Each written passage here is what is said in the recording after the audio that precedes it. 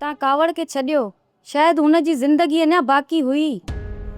मुझे भाउ ऐं मुझे बाबा जो कातिल मुझी अखियुनि जे अॻियां पियो वञे ऐं मां उनखे कुछ भी न करे सघियसि, कुछ भी न करे सघियसि। सोरठ साईं, तव्हां उहो कुछ कयो आहे जो ॿियो केर बि न करे सघे हा।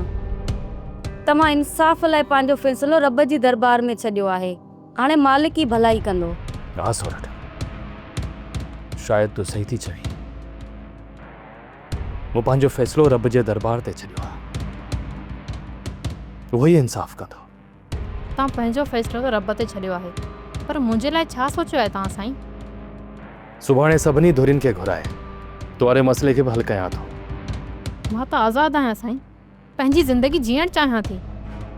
मां कंहिंजो छा बिगाड़ियो आहे जो ॿई धुरियूं ईंदियूं ऐं मुंहिंजी ज़िंदगी जो फ़ैसिलो कंदियूं? हिते इहो ई दस्तूर आहे, गैरत जो मसइलो आहे।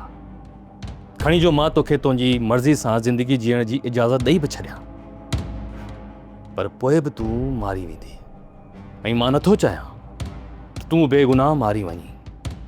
इन जे करे असां मर्दनि जे विच में जेको फ़ैसिलो थींदो तोखे क़बूल करणो पवंदो।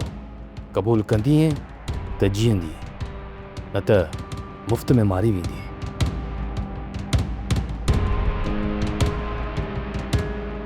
तूं परेशान न थी सुणी, मालिक भलाई कंदो।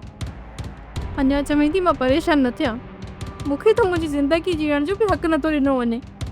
हीअ असां हाणे कहिड़े मुआशिरे में पिया जियूं जिते असां पंहिंजी ज़िंदगी पंहिंजे हिसाब सां नथा गुज़ारे सघूं। सोप सीरियल पंजाबेरी तमाम एपिसोड्स ॾिसण लाइ विज़िट करियो असांजो official YouTube channel Sindh TV HD drama.